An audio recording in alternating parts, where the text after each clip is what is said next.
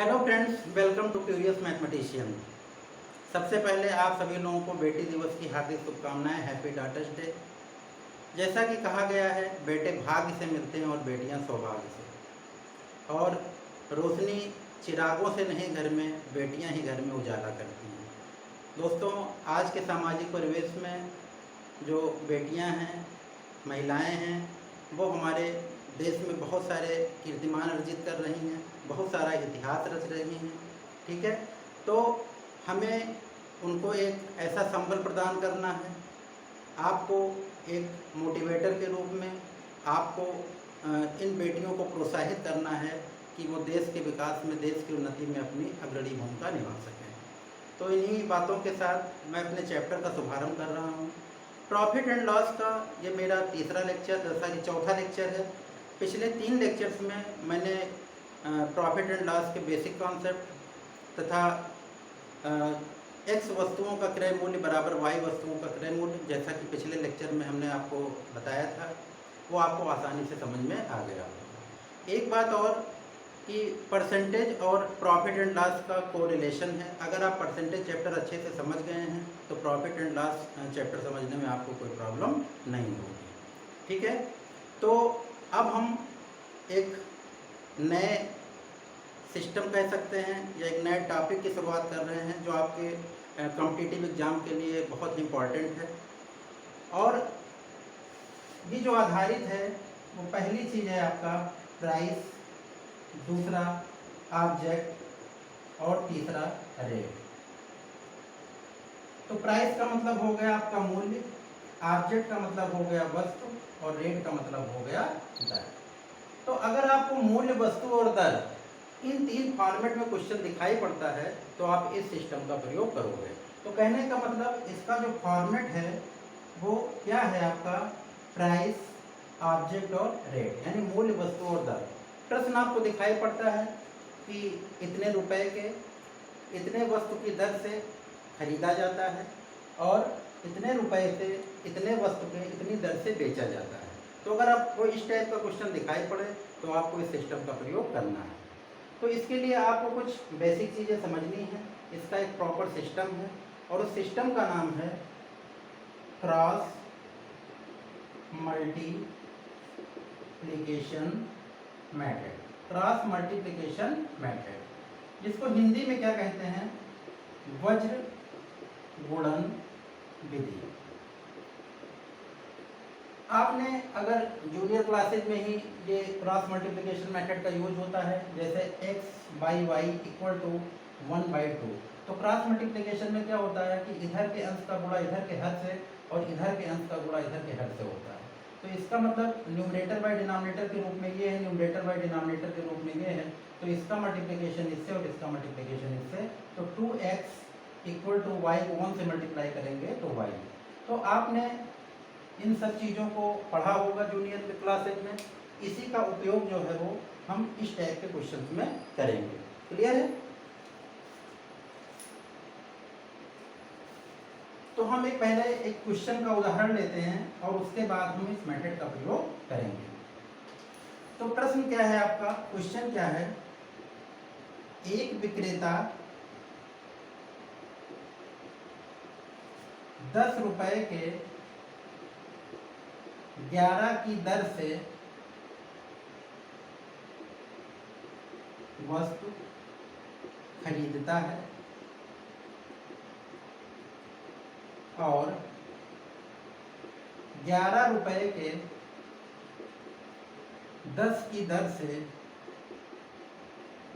बेचता है। तो प्रॉफिट या लॉस का परसेंट क्या होगा? तो आपके बोर्ड पर एक क्वेश्चन आपको दिख रहा होगा कि यहाँ पर जो बात कर रहा है ये आपका क्या है, आपका प्राइस है। ये 11 क्या है, आपका ऑब्जेक्ट है। और यहाँ पे किसकी बात कर रहा है, वो रेट की बात कर रहा है।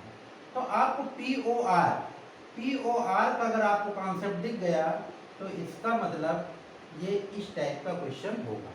तो मैं फॉर्मेट के बारे में मैं हमेशा बताता हूँ कि अगर फॉर्मेट आपको क्लियर है तो आपको क्वेश्चन लगाने में कोई प्रॉब्लम नहीं होगी। तो ऐसे क्वेश्चन को सॉल्व करने के लिए एक सिस्टम है, मैं उस सिस्टम को बता रहा हूँ आपको, इसको ध्यान से समझिएगा। सिस्टम ये है कि यहाँ पर आप लिखोगे P और यहाँ पर आप लिखोगे O। तो PO को ध्यान रखिएगा, इधर C लिखेंगे और इधर हम क्या लिखेंगे S। तो ये ध्यान रखिएगा, ये आपका CPU है, नीचे S है, SCPO। इस प्रोसेस का आप प्रयोग करोगे। तो पहली कंडीशन में आपका ये C है मतलब कॉस्ट प्राइस है, S का मतलब सेलिंग प्राइस है, P का मतलब प्राइस है और O का मतलब ऑब्जेक्ट है। तो यहाँ पर P आपका कितना है, प्राइस पहली कंडीशन में कितने रुपए है आपका 10 रुपीज़ है और वस्तु कितनी है 11 है। दूसरे कंडीशन में वस्तु कितनी है आपकी 11 है और यहाँ पर कितनी है 10 है। क्लियर है। तो यहाँ पर आपने अपनी अपनी जगह पर उस नंबर को लिख दिया। यहाँ पर 10 रुपए है, यहाँ पर 11 वस्तु है, यहाँ पर 11 रुपए है और यहाँ पर 10 वस्तु है। अब हम यूज करेंगे क्रॉस मल्टीप्लिकेशन मेथड का। तो आप ये ध्यान दीजिए कि यहाँ C के सामने क्या है आपके 10 है, तो C की वैल्यू जब निकालेंगे तो C के सामने 10 और 10 के क्रॉस पे 10 है, तो इसका मतलब C की वैल्यू कितनी हो गई आपकी 100 हो गई।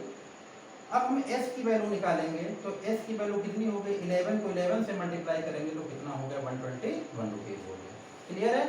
तो इसका मतलब कॉस्ट प्राइस क्रय मूल्य आपका कितना है 100 रुपये और सेलिंग प्राइस मतलब विक्रय मूल्य कितना है 121 रुपये। तो यहाँ पर वस्तु कम की खरीदी जा रही है, ज़्यादा की बेची जा रही है। तो ये क्लियर हो गया कि यहाँ पर क्या हो रहा है, प्रॉफिट हो रहा है। तो प्रॉफिट आपका कितने रुपए का हो रहा है, ये बिल्कुल क्लियर है कि 121 रुपये का बेच रहा है, तो इसका मतलब इसको प्रॉफिट कितने का हो रहा है 21 रुपये का। ठीक है, क्लियर है। और चूंकि हमें प्रॉफिट का परसेंट निकालना है, तो परसेंट निकालने के लिए हम प्रॉफिट को ऊपर रखेंगे, मतलब 21 रुपये ऊपर रखेंगे। नीचे हमेशा कास्ट प्राइस होती है 100 और इंटू 100 तो कैंसिल हो गया, तो आपका कितना हो गया 21%। तो दोस्तों ये बात बिल्कुल क्लियर हो गई होगी कि जो फॉर्मेट है आपका वो SCPO, नीचे से आप चलोगे SCPO का फॉर्मेट रहेगा, PO ऊपर रहेगा, यहाँ पर प्राइस और ऑब्जेक्ट बारी बारी से दोनों सिचुएशन में हम रख देंगे। उसके बाद कास्ट प्राइस और सेलिंग प्राइस निकालेंगे। कास्ट प्राइस और सेलिंग प्राइस के माध्यम से हम इस बात को निश्चित करेंगे कि प्रॉफिट हो रहा है कि लॉस हो रहा है। अगर प्रॉफिट हो रहा है तो प्रॉफिट का परसेंट निकाल सकते हैं और लॉस हो रहा है तो लॉस का परसेंट हम निकाल सकते हैं। क्लियर है। तो अब हम अगले क्वेश्चन की ओर चल रहे हैं।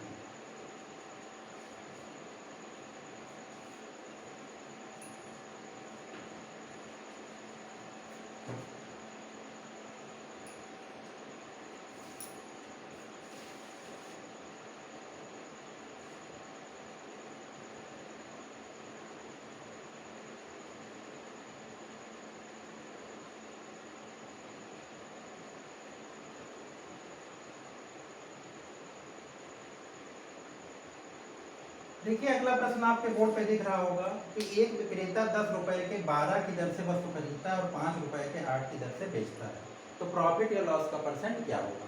तो मैंने बताया इस फॉर्मेट में सबसे पहले आप P रखोगे और दूसरी तरफ क्या रखोगे O रखोगे, इधर आप C रखोगे और इधर क्या रखोगे S रखोगे।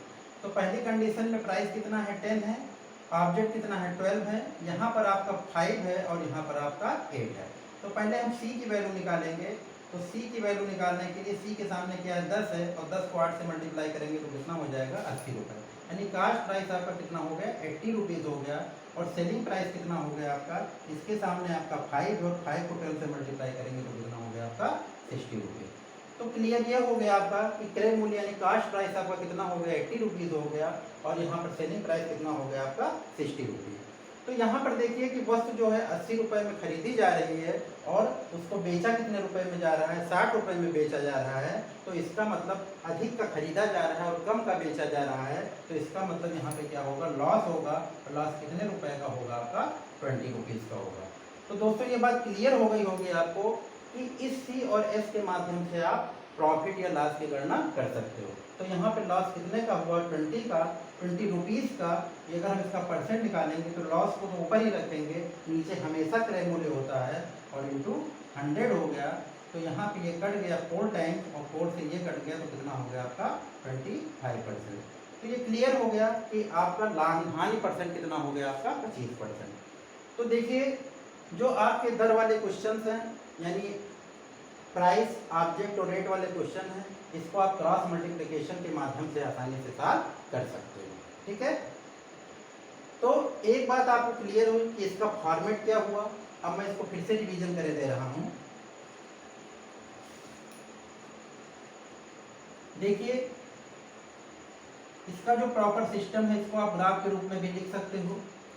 कि सबसे पहले आपका पी और ओ यानी प्राइस और ऑब्जेक्ट के माध्यम से आप सबसे पहले आप क्या निकालोगे, उसका सी निकालोगे कॉस्ट प्राइस, और क्या निकालोगे आप सेलिंग प्राइस।